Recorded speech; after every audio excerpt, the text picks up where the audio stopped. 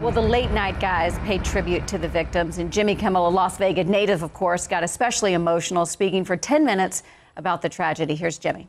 So I want to show you something. These are the faces of the senators who, days after the shooting in Orlando, voted against a bill that would have closed those loopholes. These are the 56 senators who didn't want to do anything about that. Now, 90% of Democrats, I'm not talking about politicians here, I'm talking about people, and 77% of Republicans support background checks at gun shows. 89% of Republicans and Democrats are in favor of restricting gun ownership for the mentally ill. But not this gang. They voted against both of those things. So with all due respect, your thoughts and your prayers are insufficient. And by the way, the House of Representatives will be voting on a piece of legislation this week.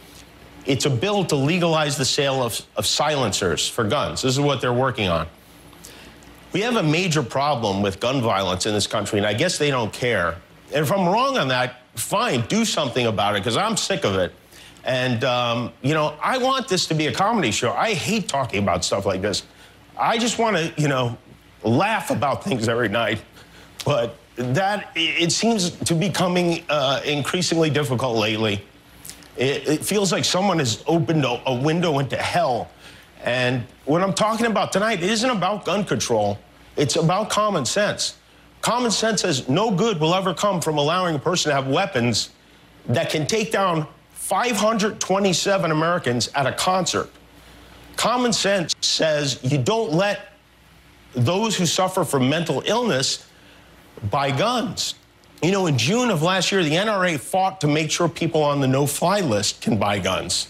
They aren't allowed to get on a plane. They're allowed to own a very dangerous gun. Who thinks that makes sense? Them, I guess, the people who voted with the NRA. Maybe I'm nuts, but I would like to think we can put politics aside and agree that no American citizen needs an M16 or 10 of them. And maybe that way we don't do this again. I mean, that seems very reasonable to me.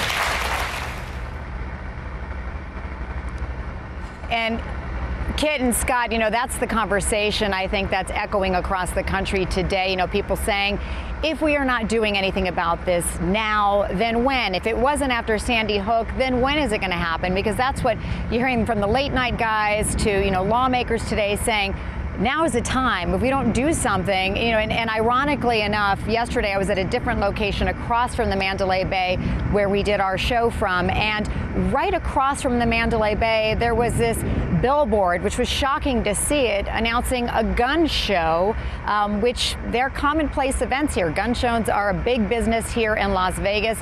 The state of Nevada is one of the most liberal when it comes to gun laws. So again, the conversation that many are asking today is, when do you start talking about gun control, and how do you enact these laws if there is to ever be a time? I like what Jimmy Kimmel said. I feel like I can really relate to that. As sort of take politics out of it, can we just talk common sense? Why does anybody need an automatic weapon? Or if you're buying a bunch of ammunition, shouldn't that be a red flag if you're buying a bunch of stuff that looks suspicious? Yeah, I mean, you have to jump through more loopholes to rent a car. It's so true. You can't do that till you're 25. Yeah. You know what I mean? It just seems like common sense, you know?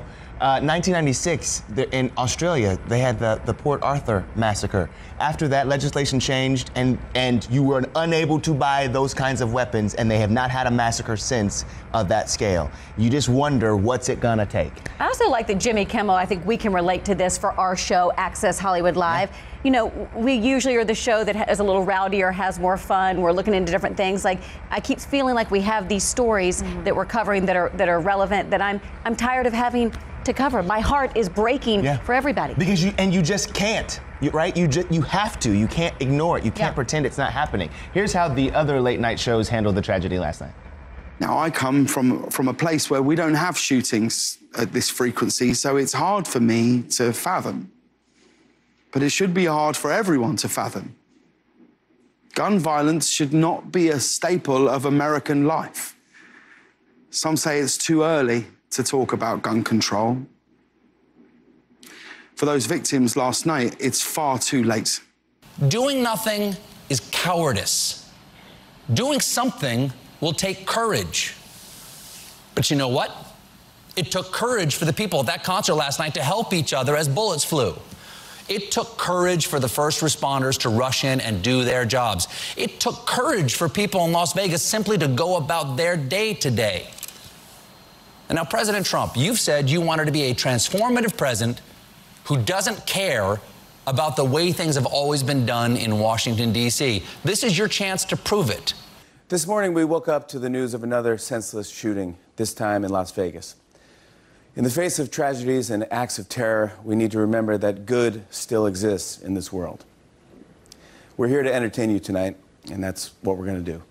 Ladies and gentlemen, with a little help from Adam Sandler, Miley Cyrus.